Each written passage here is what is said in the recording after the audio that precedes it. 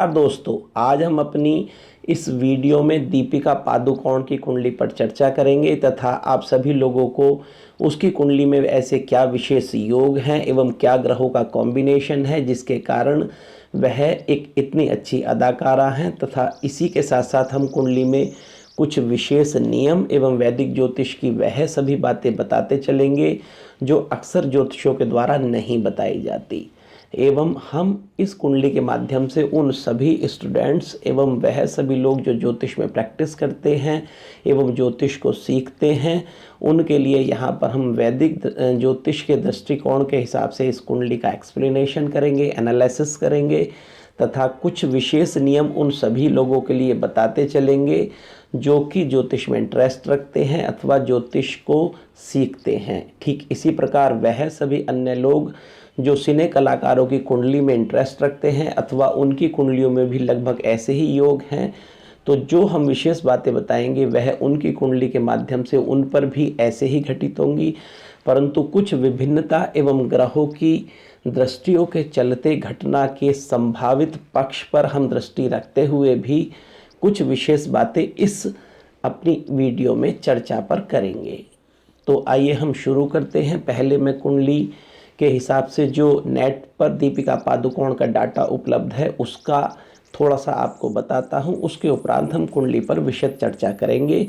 Video काफ़ी अच्छा होने वाला है, आप आरंभ से अंत तक देखें। आपको बहुत कुछ सीखने एवं बहुत कुछ ज्योतिष के संबंध में जानकारी इस वीडियो के द्वारा अवश्य ही प्राप्त होगी, ऐसी मेरी आशा है।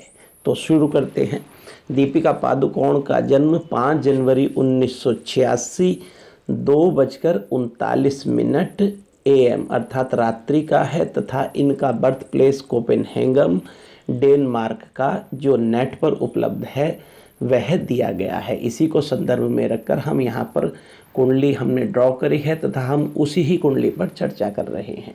तो पहले मुख्य बातें समझ लेते हैं कि दीपिका पादुकोण का लग्न तुला या लिब्रा है तथा दीपिका पादुकोण की क्योंकि चंद्रमा यहाँ पर लग्न पर ही बैठा है, इसीलिए इनकी मून साइन की जो राशि बनती है वह भी तुला ही बनती है। अर्थात इनका लिब्रा एसेंडेंट एवं लिब्रा ही मून साइन है, अर्थात इनका तुला लग्न एवं तुला ही राशि है। यह बहुत कम लोगों की कुंडली में इस प्रकार के योग देखे जाते हैं कि जबकि चंद्रमा किसी भी व्यक्ति के लग्न पर ही आके बैठ जाए। यहाँ पर जब ऐसी स्थितियाँ किसी भी जातक के लिए बनेंगी, चाहे वह दीपिका पादुकोण के अलावा कोई भी हो, अगर उसकी कुंडली में लग्न पर चंद्रमा बैठा हुआ है तो चूंकि चंद्र कुंडली एवं लग्न कुंडली एक हो जाती है तो यहाँ पर बहुत ही महत्वपूर्ण वह कुंडली बन जाती है। तो क्योंकि यहाँ पर चंद्रमा लग्न पर बैठा हुआ है, ठीक वह मंगल और केतु के साथ यहाँ पर एसोसिएटेड है। क्योंकि मंगल यहाँ पर चंद्रमा के साथ लग्न पर बैठा है, इसलिए मंगल यहाँ पर दूसरा महत्वपूर्ण ग्रह बन जाता है। आगे अगर हम देखें तो शनि दूसरे भाव में वृश्चिक राशि में तथा तीसरे घर में थर्ड हाउस में बुध सूर्य एवं शुक्र हैं। फोर्थ हाउस में बृहस्पति है, बृहस्पति यहाँ पर मकर राशि का है, मकर राशि का बृहस्पति नीच का होता है। इसके बाद सप्तम स्थान में राहु है, क्योंकि लग्न पर केतु है तो उससे 180 डिग्री पर राहु लगभग उसी अंश पर है। एवं इस कुंडली में जो सबसे महत्वपूर्ण बात है वह मैं आरंभ में ही आपको बता रहा हूं कि इस कुंडली में काल सर्प योग नहीं है। बहुत सारे लोग इसकी कुंडली को देखकर इंटरप्रिटेशन करेंगे कि काल सर्प योग है, परंतु इस कुंडली में काल सर्प योग नहीं है। हम इस कुंडली में काल सर्प योग नहीं है यह बता रहे हैं, परंतु हम इसका इंटरप्रिटेशन नहीं देंगे कि इस कुंडली में काल सर्प योग क्यों नहीं है। यह हमारा अपना गणित एवं ज्योतिष का रहस्य है, जिसको हम कभी अन्य वीडियो के माध्यम से जब काल सर्प के ऊपर विशेष वीडियो बनाएंगे तो उसमें समझा देंगे कि वह किन किन स्थितियों में काल सर्प योग होता है एवं किन किन स्थितियों में काल सर्प योग किसी भी व्यक्ति के लिए नहीं हुआ करता। तो अब आगे चर्चा करते हैं कि मंगल इनके लग्न पर 19 डिग्री का, केतु 11 डिग्री का एवं चंद्रमा 4 डिग्री के आसपास इनकी लग्न पर दिखाई देता है। सप्तम स्थान में, क्योंकि जब लग्न पर केतु है तो सप्तम स्थान में राहु भी सेम डिग्री पर 11 डिग्री पर दिखाई देगा, जबकि बृहस्पति चौथे घर में नीच का होकर 25 डिग्री पर इस कुंडली में है, जबकि शनि दूसरे भाव में बैठा हुआ 11 अंश पर है, 11 डिग्री पर है। जबकि थर्ड हाउस में बुध 4 डिग्री पर, सूर्य 20 डिग्री पर एवं शुक्र 17 डिग्री पर है। क्योंकि सूर्य 20 डिग्री पर है, शुक्र 17 डिग्री पर है, तो इन दोनों के बीच में लगभग 3 डिग्री का अंतर है। इसीलिए यहाँ पर शुक्र अस्त हो गया है। इस कुंडली में दीपिका पादुकोण की कुंडली में लग्नेश एवं चंद्र लग्न का स्वामी अस्त होकर शुक्र थर्ड हाउस में बैठा हुआ है। यह समझने वाली महत्वपूर्ण बात है। ठीक इसी प्रकार इस कुंडली में लग्न पर मंगल जो केतु के साथ है, यह दोनों ही फायर प्लैनेट्स हैं, अग्नि का प्रभाव रखते हैं। जबकि दूसरे घर में शनि अपनी स्थिति के कारण इस लग्न एवं इस राशि को प्रभावित कर रहा है। अब बात आगे करते हैं कि इनकी महादशा को अगर हम देखें तो इनकी 16 अप्रैल 2021 से 18 अप्रैल 2024 तक हमने यहाँ पर शनि की महादशा में शनि की अंतर्दशा है। क्योंकि इनकी शनि की महादशा अभी 16 अप्रैल 2021 से शुरू हुई है एवं उस महादशा में शनि की ही अंतर्दशा 18 अप्रैल 2024 तक चल रही है। तो अभी इनकी स्थिति में 2024 तक, अप्रैल 2024 तक इनकी शनि की महादशा में शनि की ही अंतर्दशा चलेगी। शनि इस कुंडली में दूसरे घर पर स्थापित है, वृश्चिक राशि का स्थापित है। अब बात आगे की करते हैं कि क्योंकि मुख्य बात है कि शुक्र अस्त है, लग्नेश और राशिश दोनों ही, तुला राशि का लग्नेश क्योंकि यहाँ पर शुक्र है एवं जो इनकी राशि चंद्रमा के कारण तुला बनती है उसका भी स्वामी शुक्र है एवं वह तीसरे घर में जाकर अस्त है। जबकि इस कुंडली में काल सर्प योग नहीं है। ये 3 महत्वपूर्ण बातें मैं फिर दोबारा से रिपीट कर दे रहा हूँ। अब बात अगर हम आगे की करें तो सबसे पहले हम लेके चलेंगे कि क्या इस कुंडली में लव अफेयर या अफेक्शन के योग हैं। तो बिल्कुल इस कुंडली में more than one love affair या अफेक्शंस के योग हैं। परंतु इस कुंडली में जो हम जैसा कि रूल बताते हैं कि दूसरे भाव में शनि एवं सप्तम हाउस में राहु होने के कारण इस कुंडली में फिर दोबारा से इंटरकास्ट मैरिज का योग बनता है। तो इसीलिए इनकी रणबीर सिंह से इंटरकास्ट मैरिज है। यह कुंडली यह स्पष्ट बात बताती है।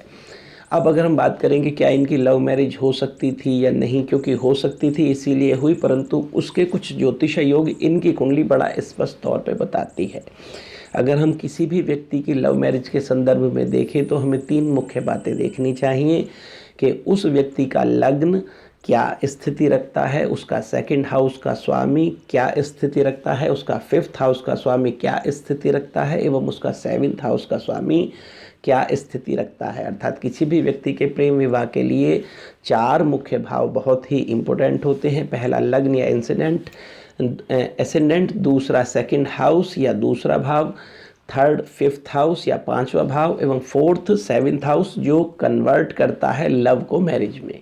तो यहाँ पर 7th हाउस में राहु है एवं दूसरे घर में शनि है, इसलिए इंटरकास्ट मैरिज का योग इस कुंडली में है। एक और विशेष बात कि इस कुंडली में इंटरकास्ट मैरिज का योग है, परंतु जैसा कि मैंने आपको पहले भी बताया था कि इससे पहले जो मैंने एक टीवी कलाकार, सिने कलाकार श्रद्धा आर्या की कुंडली में इंटरप्रिटेशन दिया था, ठीक ऐसे ही शहनाज गिल की कुंडली में इंटरप्रिटेशन दिया था कि इसकी कुंडली का जो सप्तम स्थान का स्वामी है या सप्तम स्थान का जो स्वामी है वह क्योंकि लग्न पर बैठा हुआ है एवं वह सप्तम स्थान को पूरा देख रहा है, तो यहाँ पर सप्तम स्थान को यह मजबूत करता है। ठीक ऐसे ही शनि पंचम स्थान अर्थात लव अफेयर का, माइंड का, बुद्धि का, एजुकेशन का एवं संतान का भाव होकर सेकंड वाले हाउस में बैठा हुआ है एवं सप्तम हाउस उसके लग्न के द्वारा देखा जाता है। पंचम हाउस का स्वामी दूसरे भाव में है।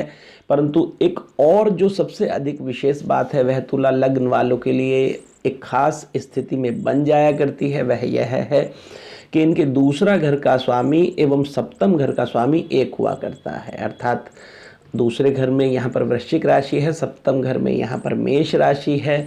ऐसा ही कुछ कुछ हमने श्रद्धा आर्या की कुंडली में भी पहले एक्सप्लेन कर दिया है, परंतु मैं यहाँ शॉर्ट में बताता हूँ कि दूसरे घर में वृश्चिक राशि एवं सप्तम स्थान में मेष राशि या एरिस साइन, दोनों का ही स्वामी वैदिक ज्योतिष में मंगल कहा जाता है।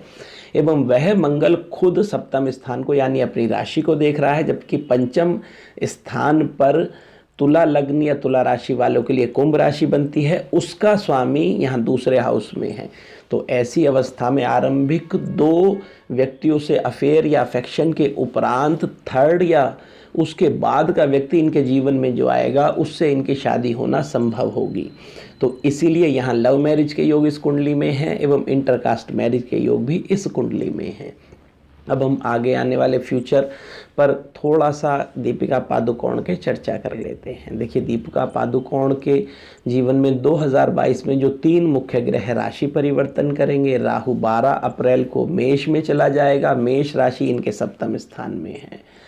बृहस्पति 13 अप्रैल को कुंभ राशि से मीन राशि में चला जाएगा, वह इनके 6ठे स्थान पर है। तथा शनि 29 अप्रैल 2022 को इनके 4th हाउस यानी मकर राशि को छोड़कर वह कुंभ राशि में चला जाएगा। तो यह 3 स्थितियां जो हैं वह बताती हैं, बड़ी स्पष्ट क्लियर कर देती हैं कि अप्रैल 2022 तक इनके जीवन में बहुत सारी परेशानियां आएंगी, परंतु उसके उपरांत कुछ कुछ इनका कैरियर की अवस्था ठीक होगी। लेकिन क्योंकि महादशा और अंतरदशा दोनों ही इनकी कुंडली में 18 अप्रैल 2024 तक बहुत अच्छी स्थिति में नहीं है, तो यह स्पष्ट बात है कि आने वाले समय में 2022, 2023, 2024 तक इनके कैरियर में लगातार गिराव आएगा तथा इनकी आर्थिक स्थिति का इस पर निश्चित रूप से प्रभाव पड़ेगा। तो आने वाले समय में अगर देखा जाए तो दीपिका पादुकोण की कैरियर की स्थिति ग्रहों के कॉम्बिनेशन में अच्छी नहीं बनती एवं उनको अब विशेष तौर पर शनि एवं राहु के उपायों के द्वारा अपने इस कुंडली के प्रभावित राशियों को मजबूत कराना चाहिए तथा अपने ऊपर पड़ने वाले शनि एवं राहु के बुरे प्रभाव को किसी भी उपाय के द्वारा वैदिक ज्योतिषियों से पूछकर उस समस्या से बाहर आने का प्रयास करना चाहिए। तो यह बात बड़ी स्पष्ट है कि आने वाला समय इनके कैरियर के लिए बहुत अच्छा नहीं कहा जा सकता। अब अगर हम बात करें कि इनकी कुंडली में इनके हेल्थ को लेकर क्या कोई इश्यू है, तो 2022, 2023 एवं 2024 तक हेल्थ को लेकर कोई विशेष इशू इनकी कुंडली में नहीं दिखाई देता, परंतु क्योंकि गोचर में राहु मेष राशि पर आने वाला है, 12 अप्रैल 2022 को राहु मेष राशि पर आ जाएगा और इनकी कुंडली में भी राहु मेष राशि पर है परंतु 11 डिग्री पर है। तो यहाँ एक बात स्पष्ट समझने की है कि लगभग जब राहु अपनी राशि पर चलकर दूसरे चक्र में पुनः अपनी राशि पे आ गया है तो इनकी आयु लगभग 36 ईयर कंप्लीट होती है।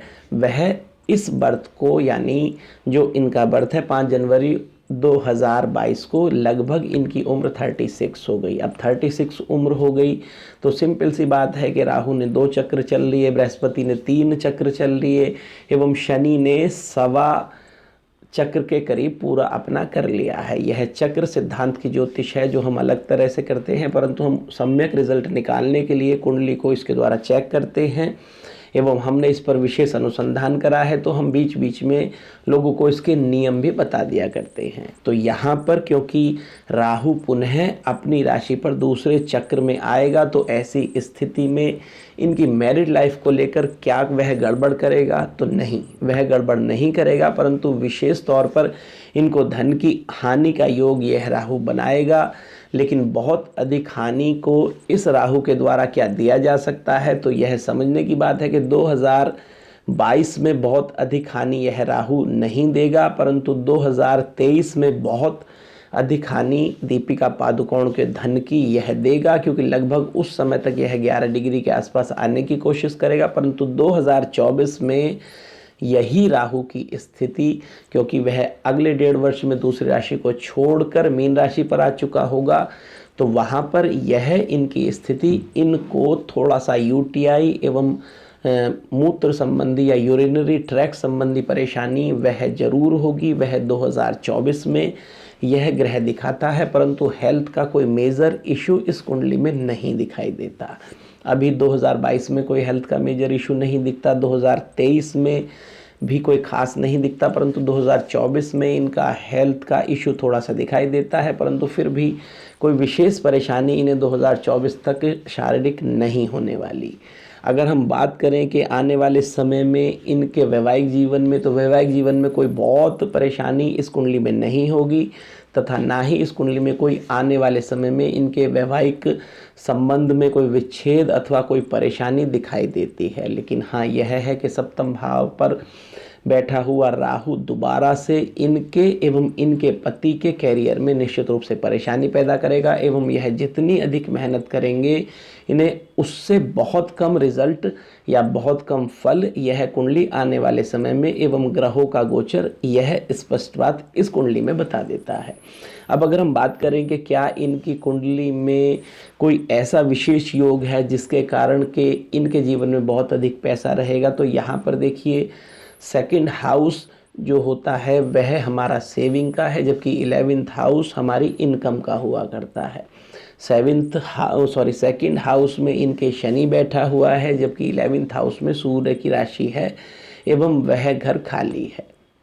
तो सेकंड हाउस का जो स्वामी है वह मंगल लग्न पर बैठा हुआ है एवं दूसरे घर में शनि वृश्चिक राशि का है। तो यह बात निश्चित है कि इनके जीवन में पैसे को जोड़ने की स्थिति बहुत अधिक है एवं यह अपने छोटे छोटे खर्चों में कमी कर कर बहुत अधिक स्वभाव से पैसे जोड़ने वाली होंगी। यह बात यह ग्रह की स्थिति यहाँ पर शनि के सेकंड भाव में एवं मंगल की लग्न पर दिखाई देती है एवं इनको भाग्य स्वरूप जुड़ेगा भी बहुत अधिक, यह भी इस कुंडली में स्पष्ट है। परंतु 2024, 2023, 2022 यानी आने वाले फर्दर 3 ईयर्स में इनका क्योंकि कैरियर थोड़ा सा ढलान की तरफ होगा, तो इनके जीवन में बहुत अधिक सेविंग नहीं होगी। परंतु फिर भी अगर यह कोई प्रॉपर्टी, कोई जगह, कोई प्लेस या कोई ऐसी मकान या कोई कॉमर्शियल स्थिति में अगर कोई भी इन्वेस्टमेंट करेंगे तो इन्हें निश्चित रूप से इस ग्रह के द्वारा लाभ दिखाया जाएगा। इनकी ओवरऑल पर्सनैलिटी पे अगर हम देखें तो दीपिका पादुकोण के ऊपर इनकी पर्सनैलिटी, इनका जेस्चर, इनकी फेस रीडिंग एवं अगर इनके पूरे पोज को हम अच्छे से या बहुत बारीकी से अध्ययन करें तो इनकी कुंडली में 2 ग्रह इनके ऊपर खास प्रभाव डालते हैं। पहला मंगल, दूसरा शनि। मंगल लग्न पर बैठा है, दूसरा शनि सेकंड हाउस पर फेस के भाव पर बैठा हुआ यहाँ दिखाई देता है।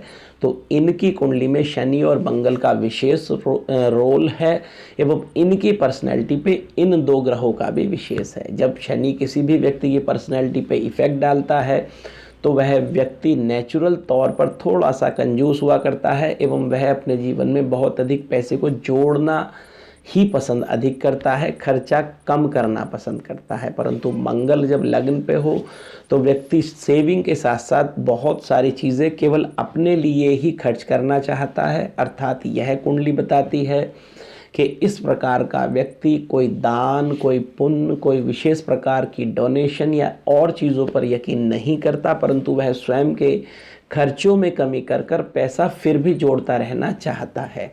अब अगर हम बात करें लास्ट में जो आजकल र्यूमर्स है बहुत अधिक उड़ती है, समय समय पर उड़ती है, तो इस कुंडली में एक बात विशेष है कि दीपिका पादुकोण को बच्चे संबंधी आरंभिक परेशानी निश्चित रूप से होगी। अगर यह ज्योतिषीय एवं मेडिकली उपाय नहीं कराते तो इनको बच्चा होने में परेशानी आएगी।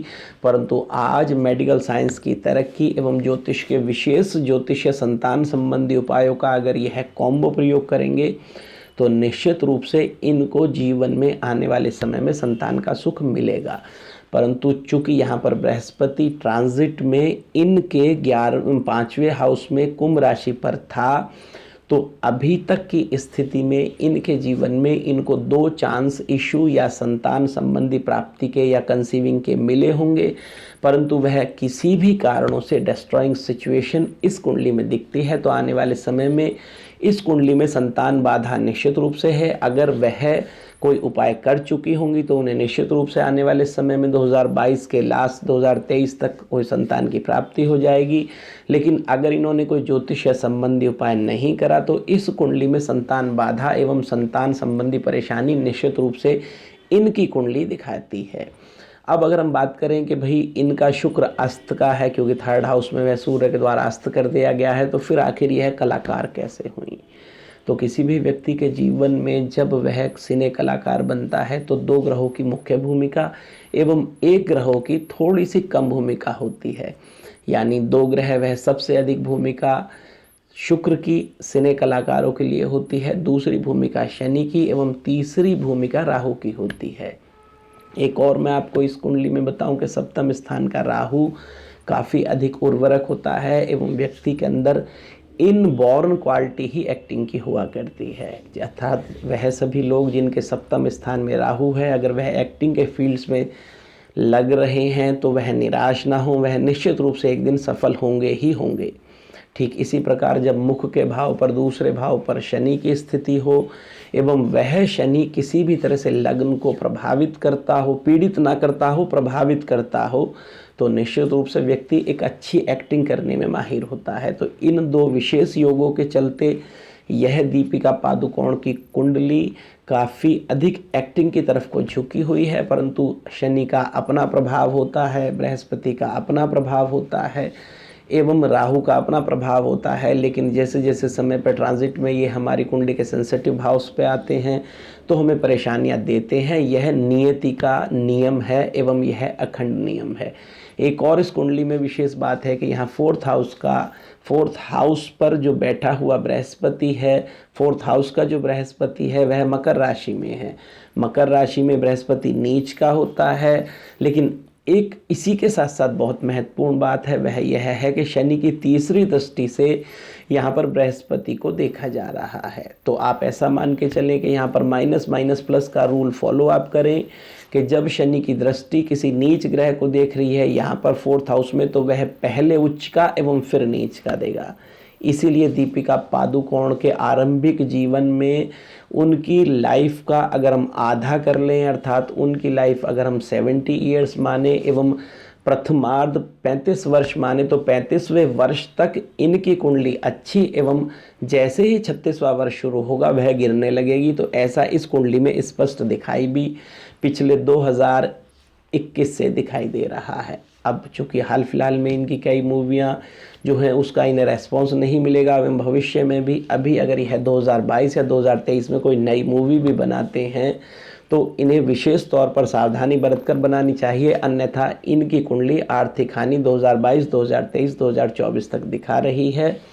इनकी कुंडली में जो जो मुख्य योग थे वह हमने लगभग सब बता दिए एवं उसके उपरांत भी अगर आप सभी लोगों का या किसी भी व्यक्ति का कोई प्रश्न हो दीपिका पादुकोण से संबंधित, उनकी कुंडली के भाव, उनकी स्थिति पर कोई चर्चा हो तो आप हमें कमेंट में कमेंट कर लिख दें एवं वह सभी प्रश्न जो विषय से संबंधित होंगे हम उनका आपको निश्चित रूप से जवाब देंगे। एवं हमारे डिस्क्रिप्शन बॉक्स में आप वहां से हमारा व्हाट्सएप नंबर लें एवं उस पर आप संपर्क करें। केवल व्हाट्सएप पर लिखकर या टेक्स्ट मैसेज के द्वारा लिखकर आप संपर्क करें तो हमारी ओर से जो विषय से संबंधित प्रश्न होंगे उनका निश्चित रूप से जवाब दिया जाएगा। नमस्कार।